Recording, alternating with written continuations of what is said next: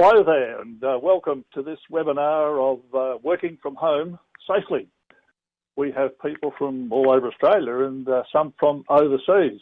Shortly I'll get you to check the poll to just let me know approximately where in the world you're tuned in from. My name's David McIver. I've been in the health and safety game for over 30 years, having spent time as the safety manager at the Loy Yang Power Station in Victoria during its construction phase, and then as founder and managing director of Occupational Safety and Health Associates, private consulting and training company. And I recently formed an associate company called Work Safety Proprietary Limited. Now, over the years, I have been aware of the transition away from work being done in fixed workplaces and being moved like factories and so on, and increasingly being done in remote locations under flexible working arrangements. And during my time, it occurred to me that with the transition away from work in fixed workplaces, there were numerous books dealing with working from home and flexible working arrangements, but I couldn't find anything specifically dealing with health and safety whilst working from home. So I wrote the health and safety book called Working from Home Safety Handbook, an employee guide to working safely from home. I'll give you more information on the book later on. And during this presentation, we will be offering a number of complimentary gifts and handouts. So in this slide, you'll see a QR code alongside a picture of the handbook. When you see a QR code like this, you can use your smartphone or your device to take a photo or take you to the URL so you can access these free handouts. In the meantime, let's get started by, first of all, finding out where you're from. So if you go into the poll, you'll see we're asking a question, what is your location? And you'll see that we've tried to divide Australia up into a number of groups, mainly because we only have 4 options. And we have Victoria as a standalone state, and I'll explain why that might be the case shortly.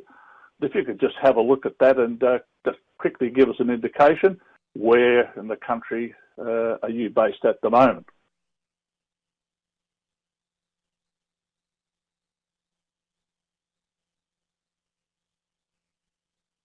As I said, we have found over the past 10 years or so a transition away from working in fixed workplaces like factories to working in remote locations. And it begs the question, what is the difference between work and workplaces? So could you imagine the situation where a young person, we'll call him Bart, is talking to his father and asks his dad, where are you going?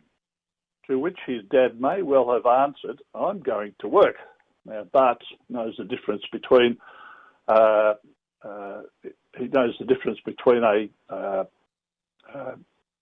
noun and a verb.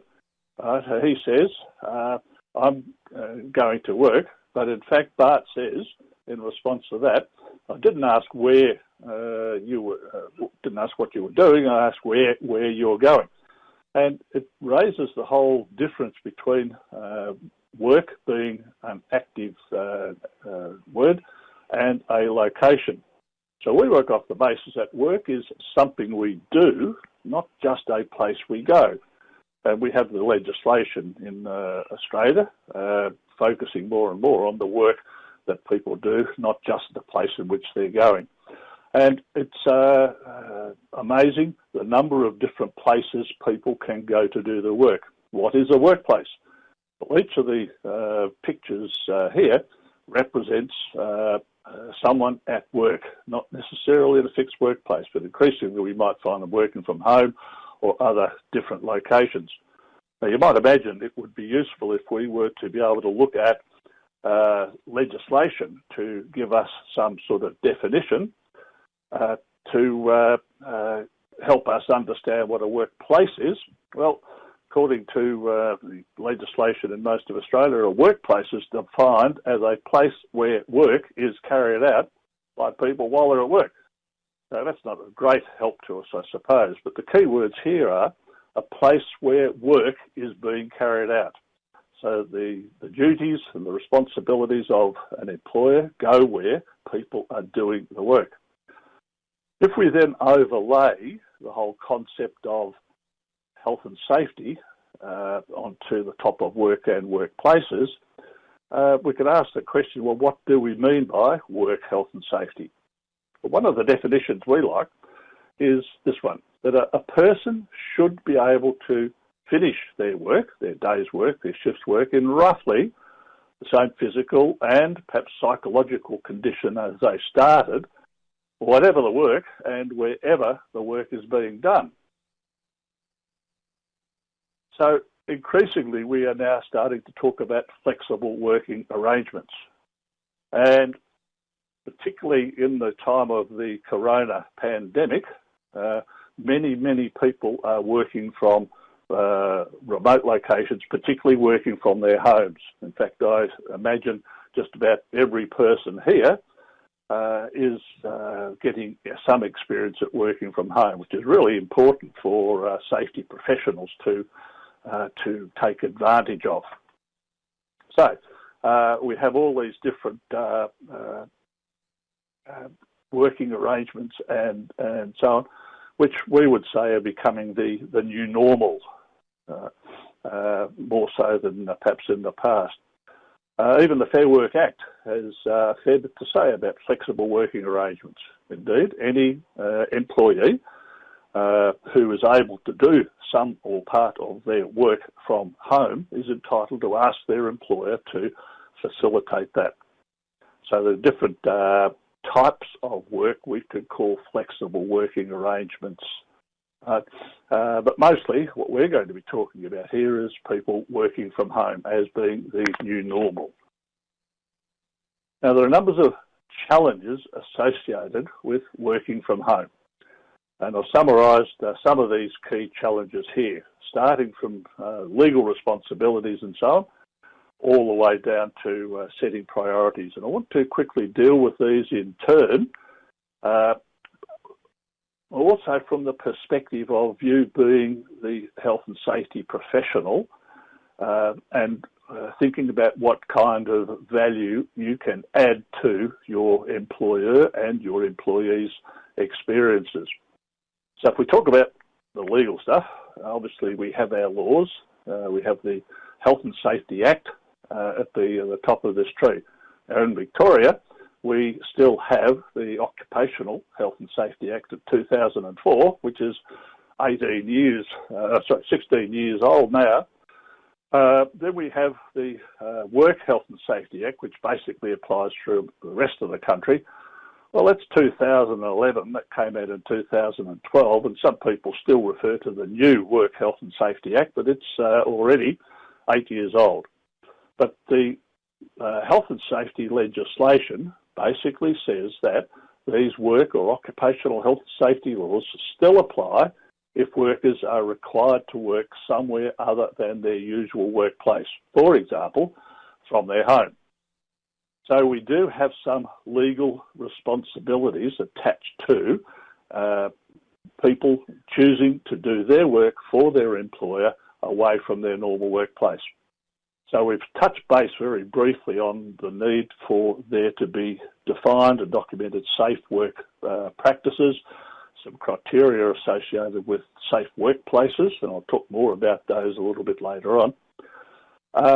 In normal circumstances, for somebody proposing to work from home, they would enter into some sort of agreement, a flexible working arrangement or a working from home agreement with their employer. If you wanted to get an example of what that kind of an agreement might look like, then click the QR code or go to that URL. There's also a need to consider insurances. We have house insurance, house and contents insurance. We have issues like workers' compensation and the like. There's a need for organisations to develop appropriate policies covering people working away from home, which could include things like social media policy, could include things like using the equipment provided by the employer for non-employer related activities and even freelancing and so on. So all these sort of issues here need to be considered in terms of some legal responsibilities, first of all, owed by the employer to employees or the persons conducting a business or undertaking to workers, but also the duties that are owed in reverse by the employees back to their employer. So in some circumstances, the regulators, whether it be WorkSafe or Comcare or wherever we're talking about, working from home may not be reasonably practicable. And I guess we're talking more in the context of after the corona epidemic has died down and people are resuming something like normal work arrangements. If it's not really practicable or reasonably practicable for a suitable workstation to be set up, or employees are not able to actually carry out their normal work tasks remotely, then working from home might not be a feasible option for the employer or employees. Other controls, such as we're facing at the moment, particularly with social distancing or delaying non-essential tasks, all might need to be considered at least in the short term. Now, I'm not proposing to go into great detail on legal issues and responsibilities and so on. Suffice to say that there's some challenges associated with complying with health and safety laws. Certainly, the unions are stressing the need for people working from home to still be provided with healthy and safe working environments and facilities and arrangements and the like. And certainly, I think people in the legal profession are also paying attention to these kinds of issues. And obviously, you'll be able to find a lot more information to do with legal issues associated with working from home, which is not really the subject of today. Moving on to other challenges, I've got the heading of security. And when we talk about security of somebody working from a home situation, we could be talking about their physical security. There was an article in the papers just the other day where people working from home are becoming increasingly concerned that they have some valuable equipment in the home, so they're actually increasing home security measures to there's security cameras and safety doors and other protections and so on. So that is something which does need to be considered if we're going to have people working from home. There's also the aspect of the internet security, particularly if somebody working from home is going to be doing confidential or commercial in confidence work for their employer. And we talk about the internet of things. Well, it's really the internet of everything. And what we're finding is that every time that there is a smart device or smart piece of equipment inside the home, such as a smart fridge or a smart TV or Alexa or Google Home, even the kids' Wi-Fi connected toys, they're all entry portals for potential hackers to gain access to the internet services. The increasing use of automated cars and so on, and smart home securities, all raise issues to do with Wi-Fi security. And an article in the news just yesterday highlighted this headline: "Work from home creates opening for hackers." So some of the larger employers, like banks and so on, have very sophisticated firewalls and virtual networks which can head off the problems. But there's many employers who are having employees working from home, accessing the employer's mainframe, and maybe using their home Wi-Fi system, and there might not be as many protections there as you would like to have. So once again, that's another challenge which we perhaps need to consider. Ergonomics. someone in the press was talking to me just the other day, talking about some of the challenges associated with working from home. And she said, don't really want to talk about all the boring stuff like ergonomics and setting up your workstation and so on. Yet that is one of the major challenges people face, that if you go into a central office, there's every likelihood that you'll be provided with a decent chair and a decent desk, and the lighting will be good, and you'll have a good monitor screen and computer and so on. The same sort of principles apply if you're doing work from home, that we need to think about getting the ergonomics right. So people sitting at their desk, if they happen to look like the figure on the left of this diagram, then we're going to have some issues compared to obviously the more preferable posture, which is what you see on the right. And we see increasingly, more so from home, I think, than in a central office, where people are, in fact, adopting very poor postures while they're attempting to get their work done from their home workstation. So, as a general principle, we would try and adopt the posture of the figure in the middle of the diagram here with the green tick. And a useful starting reference point would be the fixed elbow height, the height of the person's elbow when they're sitting in a comfortable, relaxed position with their elbows by their side and they're able to reach out to their work surface and their keyboard and so on, with forearms roughly horizontal. Some people like them slightly raised, some people like them slightly lowered, but roughly horizontal. Compared to the figure on the left, where you'll see the forearms raised, and then there's a bend down the wrist down to the keyboard. And they're leaning forward. They're not making any use of the backrest of the chair, and they're putting a lot of load onto their neck and head and so on. Now, we would maintain that the important starting point is the chair. And if we're only going to be able to provide advice on one piece of equipment for use in a home workstation, we would suggest start with a chair. And if we can have a person sitting roughly as per the diagram with the green tick, then that's the default position. They can move away from that if they want to. They can cross their legs. They can do anything they like, as long as they are able to return to that kind of default posture. So we've got the head basically upwards, but looking at a slight downwards tilt to be able to see the monitor. So if you lift your head up, you'll be able to see over the top of the monitor screen. And again, forearms roughly horizontal and so on. Now, sitting is being called the new smoking, and people are being encouraged to spend at least some time, maybe 10 minutes in the hour, working from a standing position. Well, what a standing position might look like is essentially the same as far as the posture of the upper body is concerned. We have our head basically straight up with a slight downwards tilt looking at the monitor screen, but we still have our elbow, the desk surface at our elbow height, and our forearms roughly horizontal and so on. We've still got a good seat because we're not going to be standing up at a standing workstation all day.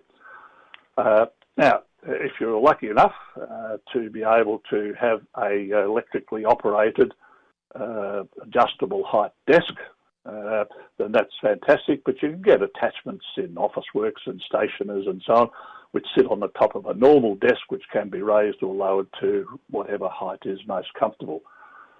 Safety professionals need to be able to provide some guidance and advice to people working from home. You're not going to be able to visit everybody's home, so we need some basic checklists and some guidance of what a good workstation might look like.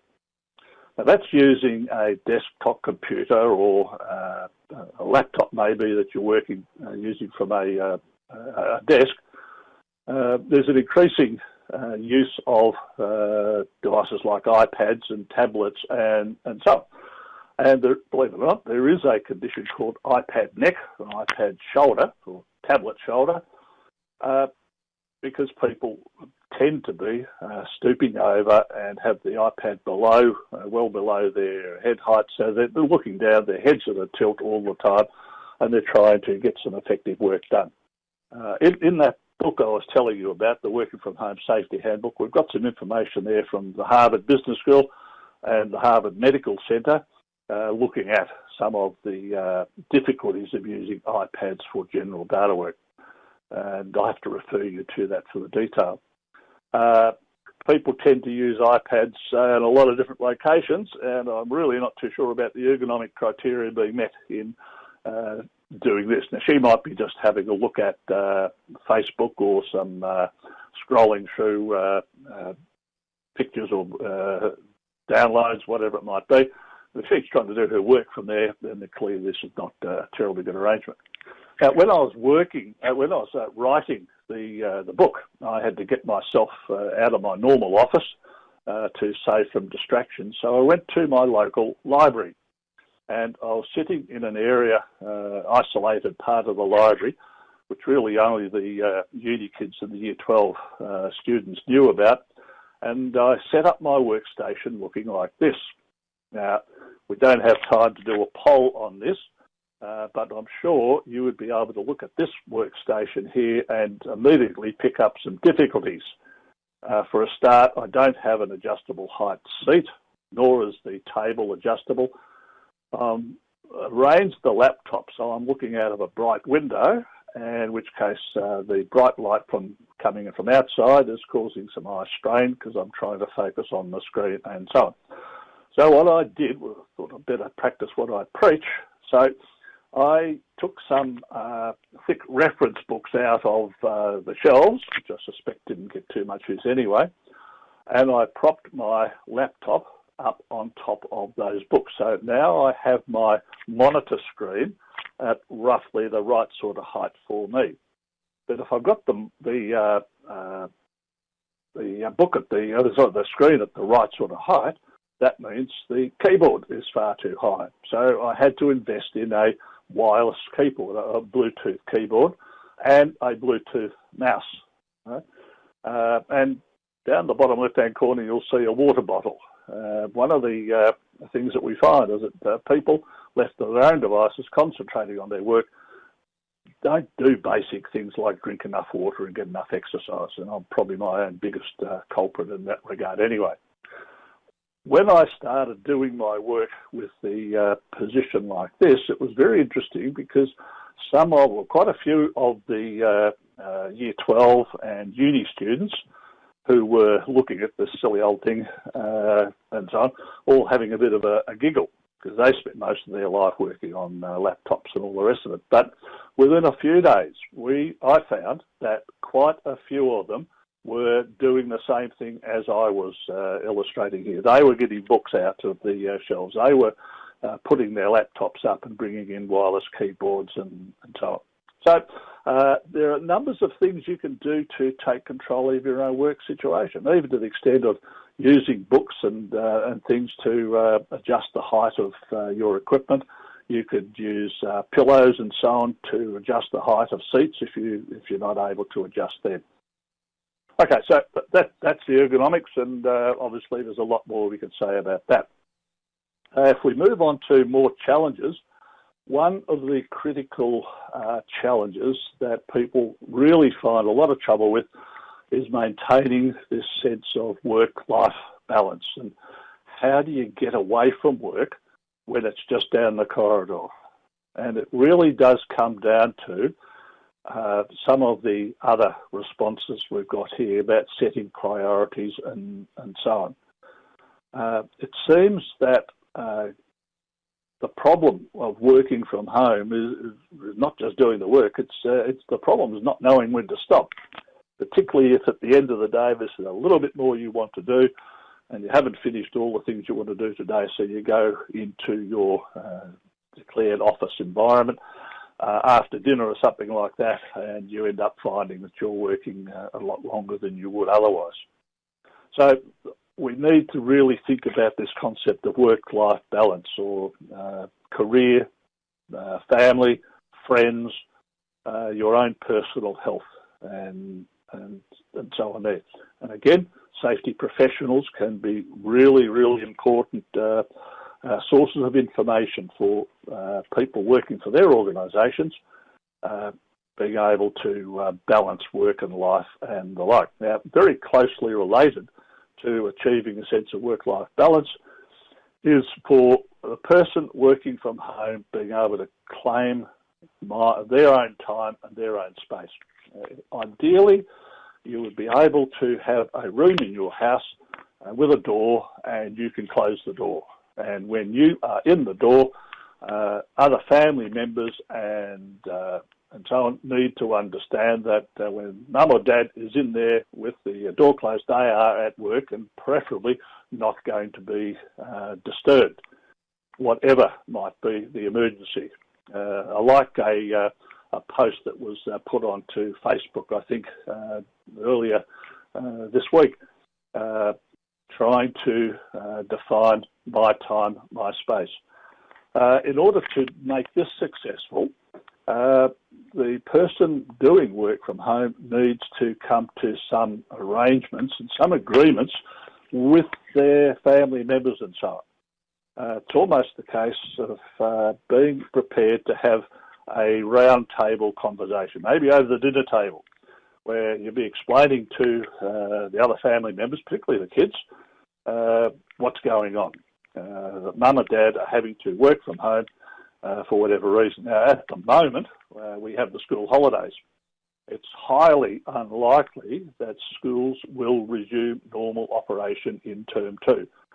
It's more than likely that there's going to be a whole lot of homeschooling going on and remote learning, and teachers will be preparing lesson plans for their students to be working through whilst they are at home. Routine's important in this case, particularly for the kids who are used to being in a fairly structured environment at school, and there'll be 8 periods in a day, and then there's some playtime and so on. As much as possible, we would suggest you think about maintaining that routine, but also you, working from home, maintaining your routine.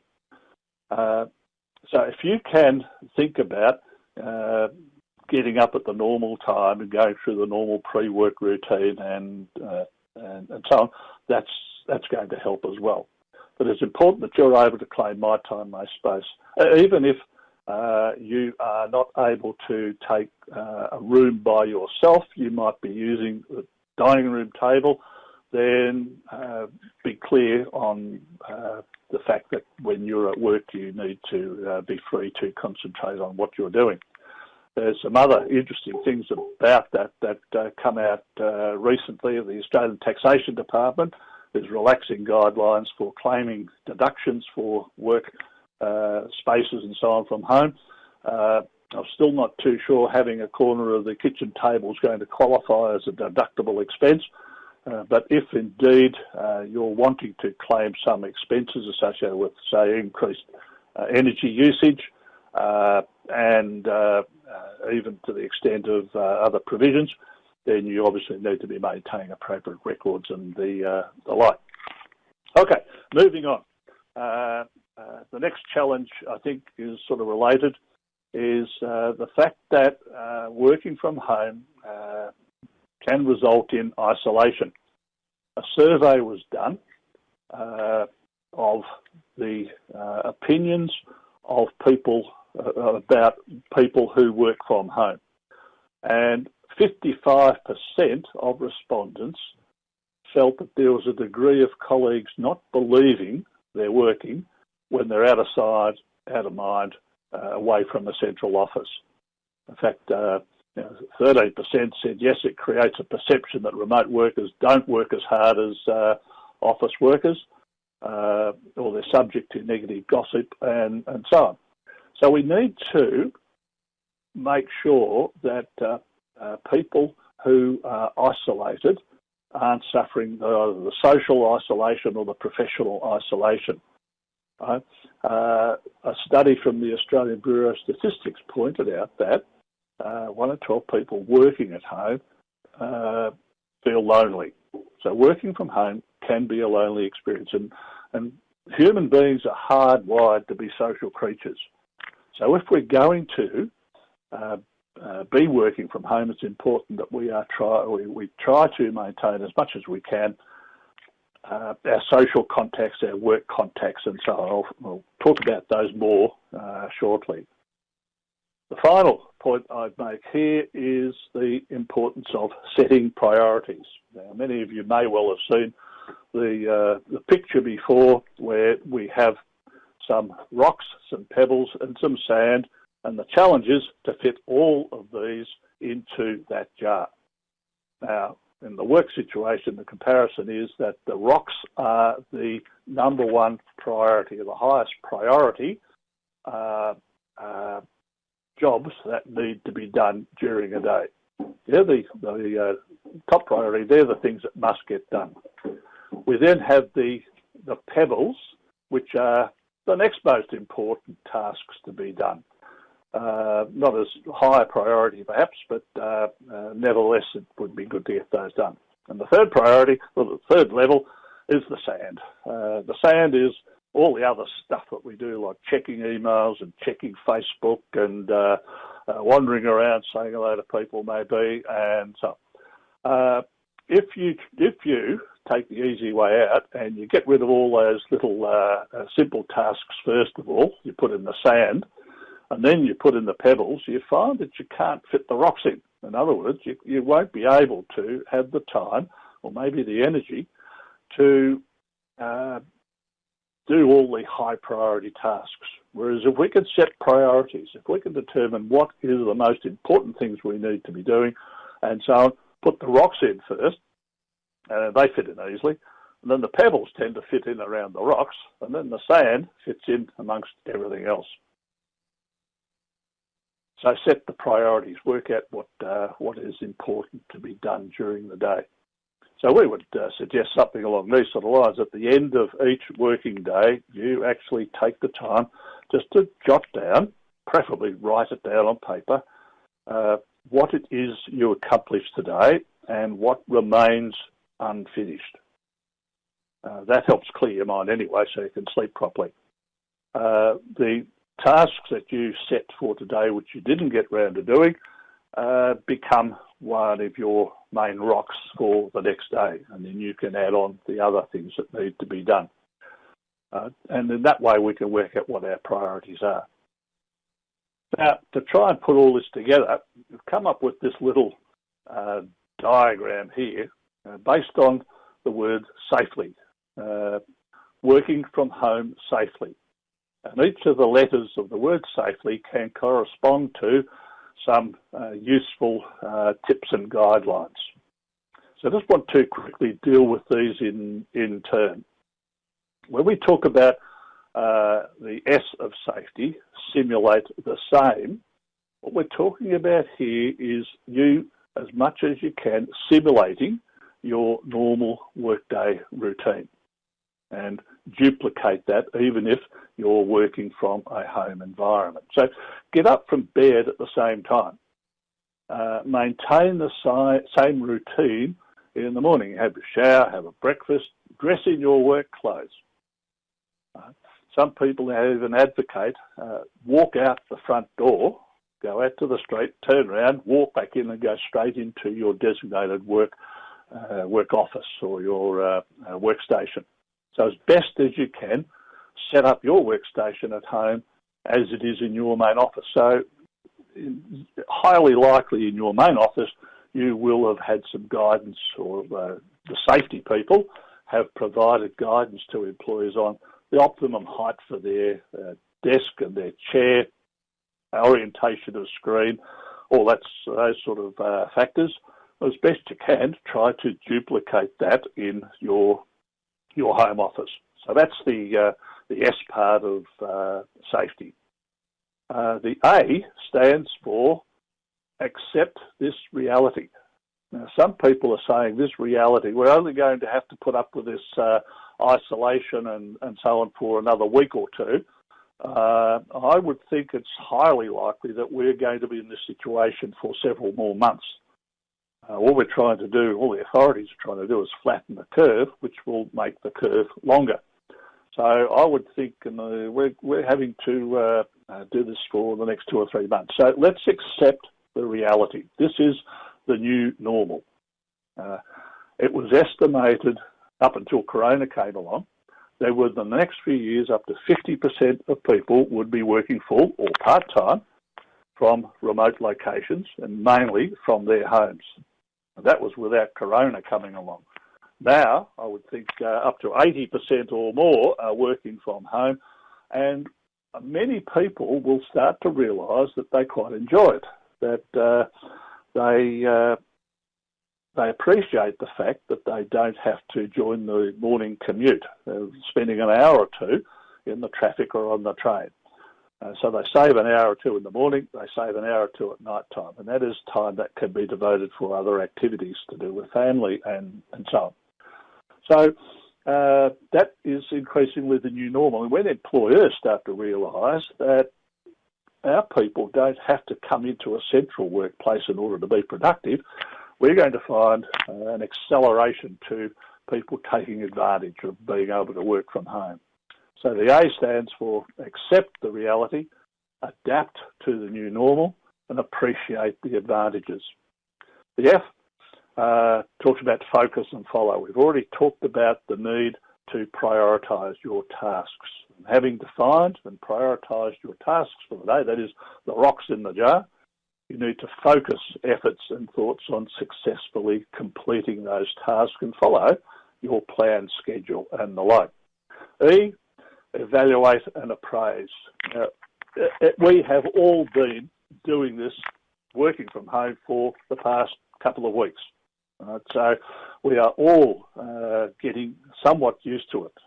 What we would suggest now is that you consciously take a step back and have a good think about what have I been doing, what has worked, what hasn't worked. Have I completed my tasks and met my work objectives, and be prepared to make modifications and changes as appropriate. So evaluate how it's all been going and appraise and be prepared to change. And don't be too hard on yourself. This is a new paradigm for many, many people. And it's going to take months, not just a week or two. It's going to take months for people to be able to move into the new regimes. The L, liaise and communicate. Continue to liaise with colleagues and managers. Even some of those may still be back in a central office. Maintain regular communication using technology like Google Hangouts and Skype and Zoom. And they're easy. But also keep in contact with your friends and your social contacts. If you're like I am, a member of a Rotary Club, we're meeting weekly via Zoom. So we're still maintaining contact and so on. Finally, the Y stands for you. Most importantly, you need to be looking after your personal health and well-being, your physical and mental health.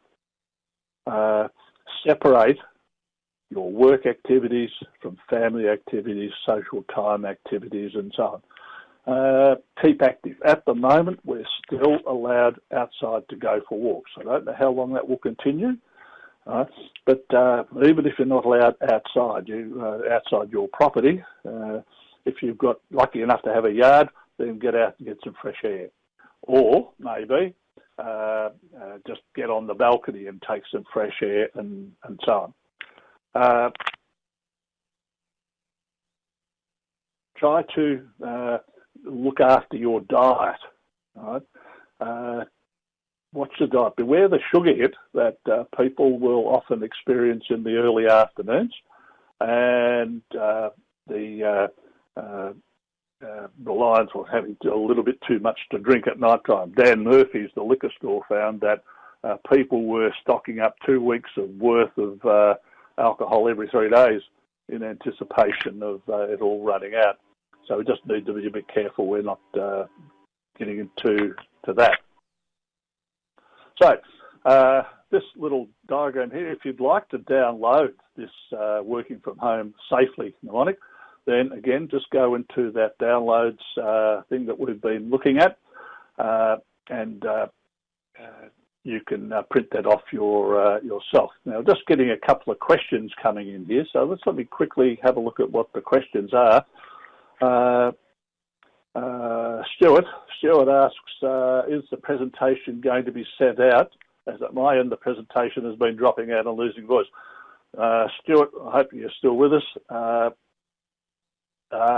That's our world-class NBN, I'm afraid. I hope no one from the NBN's tuned in. But one of the things that the telcos are finding is that so many people are making use of the Wi-Fi's and streaming videos and all the rest of it, that it's presenting a problem. But Stuart, I believe that the Australian Institute of Health and Safety is going to make the presentation available. If not, give them a call, or you've got my contact details, give me a call. And Narciso, thank you for your comments on the safety acronym, and feel free to use it. Just a couple of thoughts to finish this up on, particularly some challenges facing health and safety professionals. You're possibly aware of the Chinese symbol, which actually John F. Kennedy managed to get wrong. So the symbol is not, crisis is not the difference between, or the middle ground between danger and opportunity. It's actually more closely related to danger, which is the symbol on the right, and chance. Well, what this basically means is we are being given some chances, some openings, some opportunities to perhaps restructure the way we go about providing our professional advice and services. The whole situation's continuously changing. So you, as the professionals, think about establishing processes for monitoring the latest advice and considering the impact that Corona and so on might have on the business for whom you are the work safety professional, and keep employees informed of these developments, whether they're working from home or not. I mean, when all this ends, make sure, and it will at some stage, I'm sure, make sure that we can help effectively manage the transition back to business and as usual. When returning to workplaces and projects in these sort of circumstances, there can be a tendency for there to be pressure, real or perceived pressure, to try and make up time or make up the difference by working longer, faster, cutting corners in an effort to get back on track. So we just need to be aware that we're not going to lay out these scenarios for increased incidents back in the workplace. So as work safety leaders, we need to be proactive and mindful, watching out for the conditions that send the message that health and safety requirements are going to get put by the wayside so we can do the catch-up, because obviously we can't have that happen. And we want to make sure as a profession we just don't add to a tick and flick mentality when it comes to helping our people cope with the traps and the pitfalls and the challenges of working from home. Let's make sure we, as a safety profession, can add value to this new normal. Now, the Working from Home Safety Handbook, we retail that for $29.95, but if you go into the website or use the QR code, or go into www.worksafetyathome.com or .com.au, and when you buy it, you can use the code AIHS and you'll be able to pick up copies for $20, and there are further discounts for multiple copies above 4. This is also available now as an ebook on Kindle, and if the Apple iBooks behaves itself, next week it will be also available through the iBook stand. We will be putting more information relating to working from home onto our YouTube channel called the Work Safety channel called Work Safety HQ. So when you go to Work Safety HQ, have a look at the different videos we've got there. There's a playlist called Working From Home, and we're adding materials on the whole time. Subscribe to that, and feel free to add comments. Finally, if you want to make contact with me, or in fact, if you would like me to conduct a webinar using Zoom for your people who are working from home, make contact. There's my contact details and so on. Now, we have that's basically where I wanted to get to with the presentation. It's all been fairly rushed. So if you have any comments or questions that you would like to ask, then let's feel free. Let me just have a quick look at some of the questions that have already been asked. I've dealt with Stuart's comment before. Matt says, any pointers for working with young children, primary school age, with the interruptions when you both have to work from home? There's lots of little tasks that even the primary school kids can be given, such as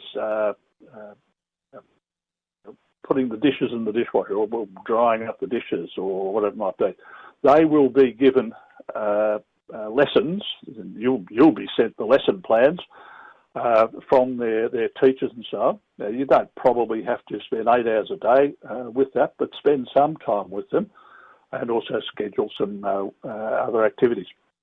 The kids, and it's not just the primary school kids, but the secondary school children as well, will have picked up some pretty wacky ideas and stories about this COVID-19 and what its impact is and so on. So it's worthwhile having the conversation with them just to check their understanding of what's going on, and to see if you can offer some sort of explanations and or reassurance.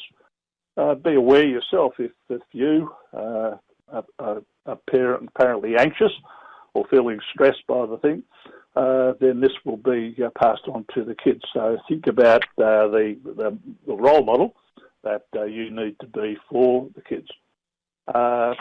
In terms of involving them in things, there was a nice little example given recently to explain to young kids the importance of washing their hands properly. And they had a bowl of water with some ground pepper, pepper powder on it, and when you put your fingers into the bowl, the grains of pepper stuck to your hands.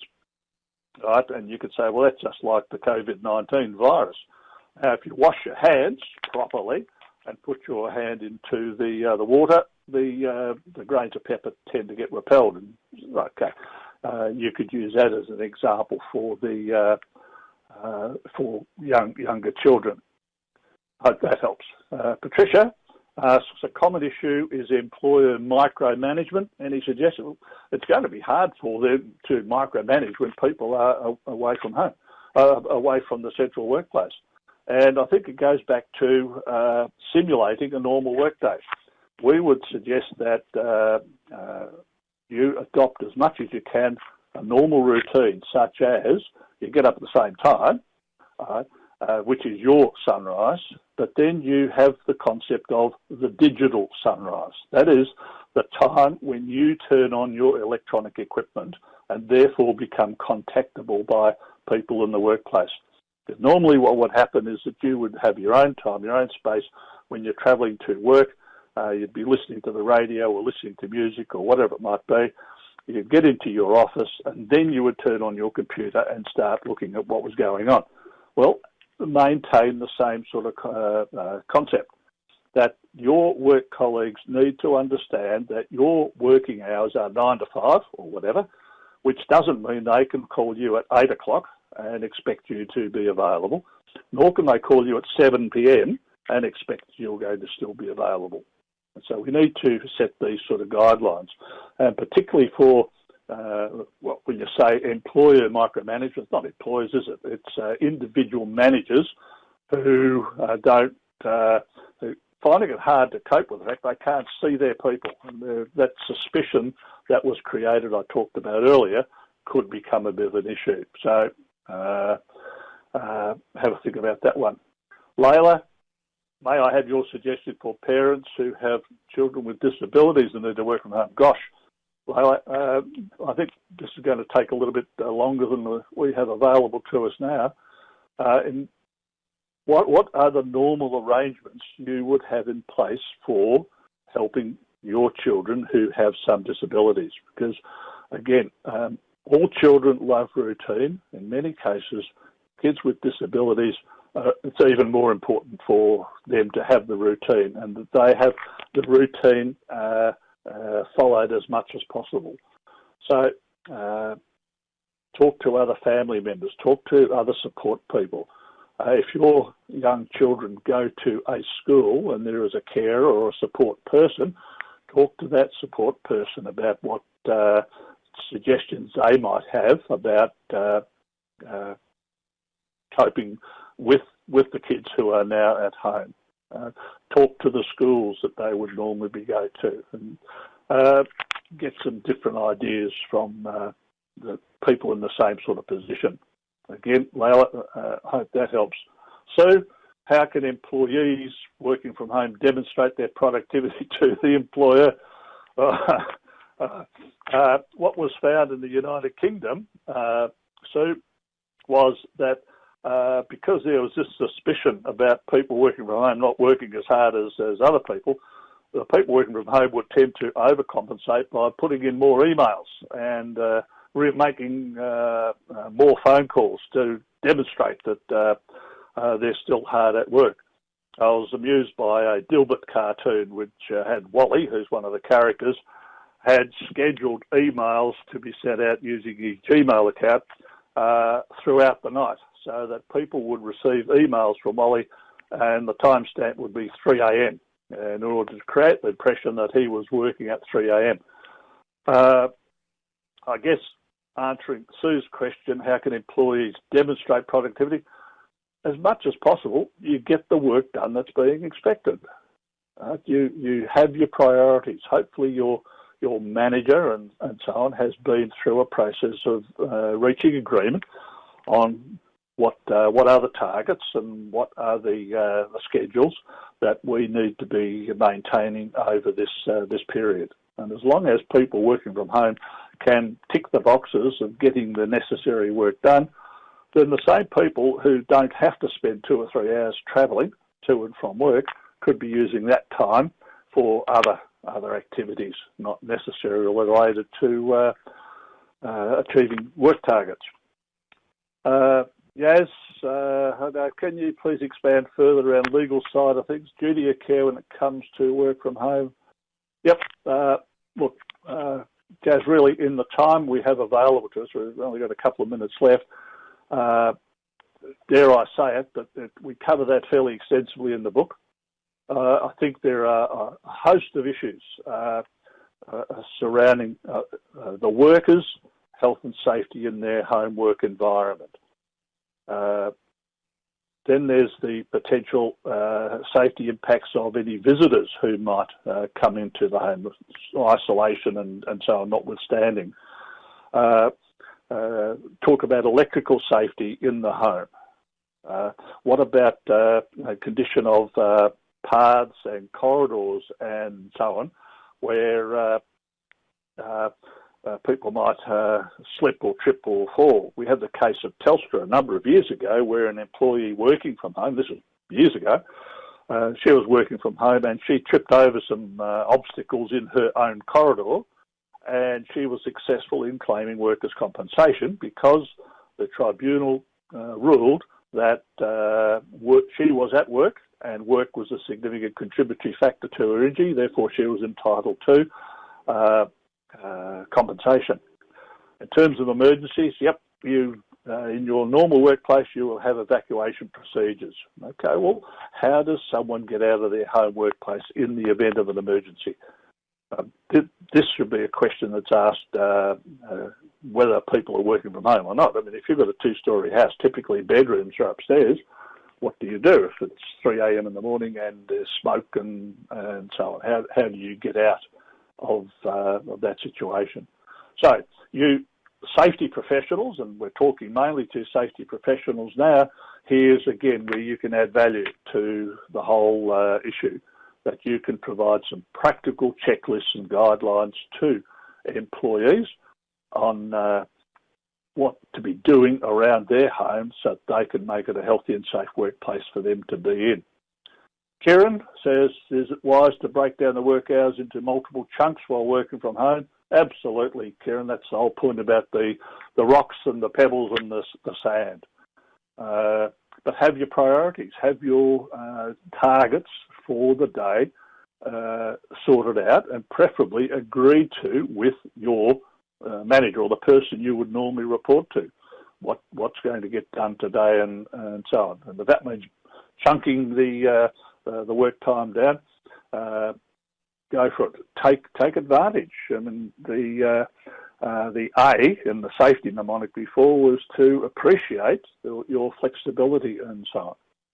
Katrina, any suggestions about setting up ergonomics for someone who cannot lift the equipment when couriers and other providers will not enter the residences?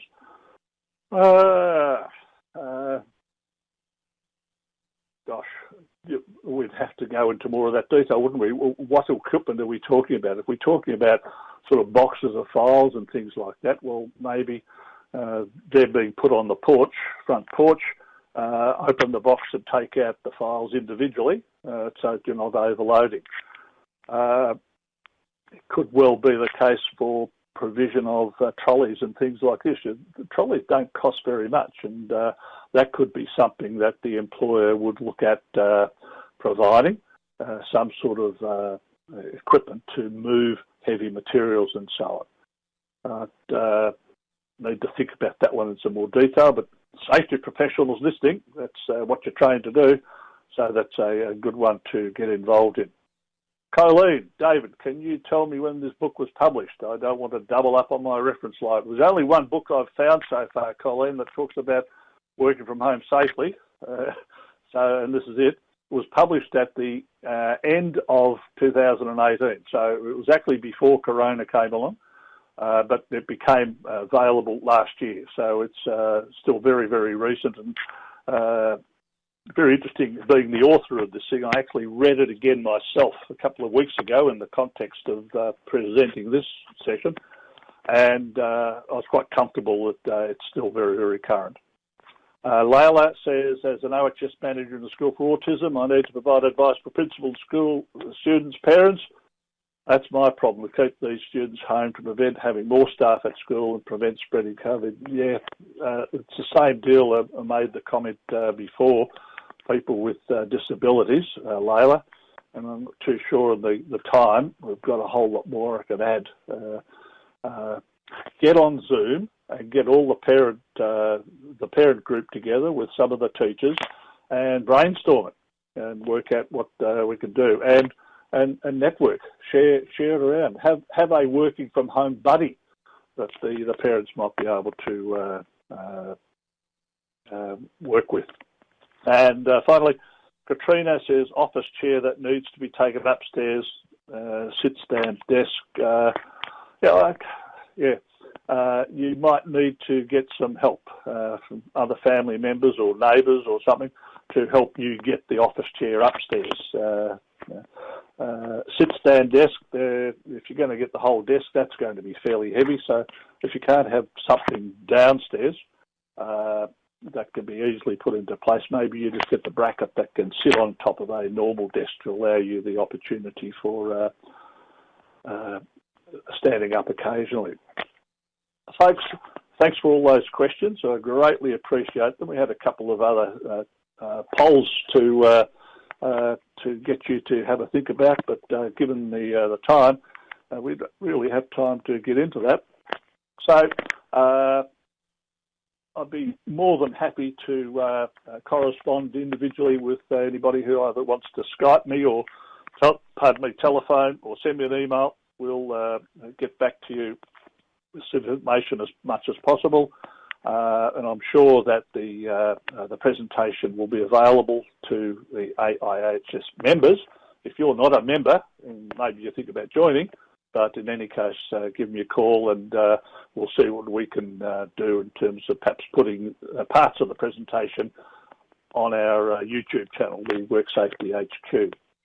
Anyway, so 3:29, we said we'd finish at 3:30, so we're right on time there.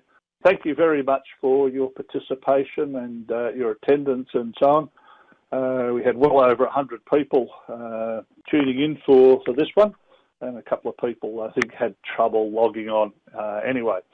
So thanks very much for your attention, and I look forward to corresponding with each of you in due course. Bye now.